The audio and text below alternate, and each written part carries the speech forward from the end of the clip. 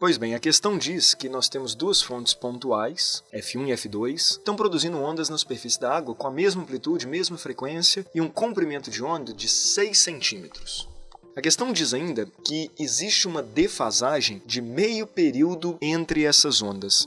O que seria essa defasagem de meio período? Vamos falar que a onda que está saindo de F1 num dado instante tem esse formato aqui, ó. Se a onda que sai de F2 tem uma defasagem de meio período, pensar em meio período a gente poderia pensar da seguinte forma. Repare que essa onda da fonte 1, ela saiu, por exemplo, no meu desenho, em crista, podemos assim dizer, né? Aquele topo ali, o ponto mais alto. Falar que tem uma defasagem de meio período significa então que a outra onda não vai sair em crista, mas ela vai sair meia onda para frente. Meia onda para frente nós estamos pensando num vale. Então pronto, essa seria a minha onda, por exemplo, com uma defasagem de meio período, a onda da fonte 2. Então é isso que ele quer dizer com defasagem de meio período. É o mesmo que dizer que as duas ondas estão em oposição de fase. Maravilha. A questão pergunta qual deve ser a diferença de caminho, né? O ponto P e a fonte F1 e o ponto P e a fonte F2, para que eu tenha num ponto P uma chamada linha nodal. O que é importante que você saiba? Uma linha nodal é um ponto de interferência destrutiva. Para ser interferência destrutiva, significa, portanto, que neste ponto P eu tenho que manter a oposição de fase, porque assim, mantendo a oposição de fase,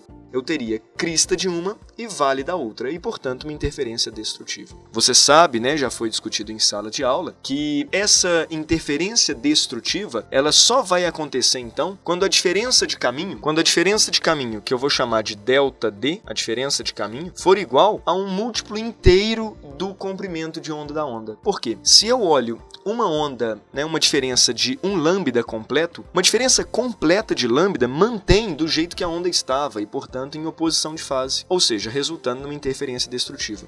De uma forma geral, nós podemos dizer, então, que a diferença de caminho ela será igual a, se ela for igual a n lambda, né, onde esse n é um número inteiro, onde o n, então, é igual a 1, 2, 3, ou seja, eu preciso de números inteiros do comprimento de onda para que, nesse ponto P, a interferência continue dando uma interferência destrutiva, né? Ou seja, as ondas continuem chegando em oposição de fase do jeito que elas saíram. Repare então que a única opção que nós temos, que é um múltiplo inteiro do comprimento de onda, que vale 6 centímetros, é a letra E, 6. Então, se a diferença de caminho for de 6 centímetros também, uma onda percorreu a mais do que a outra uma oscilação completa a mais, né? Uma oscilação completa a mais, ela retorna à condição inicial dela, que era em oposição de fase. E se continua em oposição de fase, nós teríamos uma interferência destrutiva.